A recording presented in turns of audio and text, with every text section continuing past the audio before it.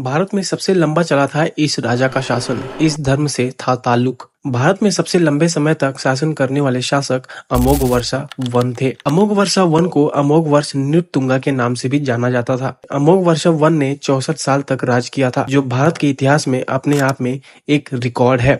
अमोघवर्षा one Rashtrakuta वंश के शासक थे। अमोघवर्षा वन ने 814 ईस्वी में मात्र 14 साल की उम्र में शासन अपने हाथ में ले लिया था। अमोघवर्षा वन ने अपने शासन में हिंदू, जैन और बौद्ध धर्म को काफी सम्मान दिया था। बाद में अमोघवर्षा वन ने जैन धर्म को अपना लिया। अमोघवर्षा वन का शासनकाल काफी समृद्ध रहा था। 814 से 878 ईस्वी में 78 साल की उम्र में राजा अमोघवर्षा प्रथम का निधन हो गया। भारतवर्ष में एक महिला ने मुस्लिम शासकों के बीच शासन की गद्दी पर बैठकर इतिहास रचा था। ये महिला न केवल अपने समय की सबसे प्रभावशाली शासक थी, बल्कि एक महान योद्धा भी थी। इस महिला शासक के पिता ने दिल्ली के सल्तनत की जिम्मेदारियां इन्हें ही सौंप दी थी। यह महिला अपने पुरुष समकक्षों की तरह शाही कपड़े पहनती थी और खुले दरबार में बैठकर शासन करती थी। इनका शासन केवल 3 साल तक था, लेकिन इस दौरान उन्होंने प्रशासन के क्षेत्र में कई बड़े बदलाव किए थे। ये महिला अपनी प्रशासनिक क्षमता और वीरता के लिए हमेशा याद की जाती हैं। उनका मकबरा दिल्ली में आज भी उनकी याद को जिंदा रखे हुए है। रजिया सुल्तान 1236 से 1240 तक दिल्ली सल्तनत पर राज किया था। ये कोई और नहीं बल्कि भारत की पहली महिला शासक रजिया सुल्तान थी। ये राजा भारत के आखिरी मुगल बादशाह थे,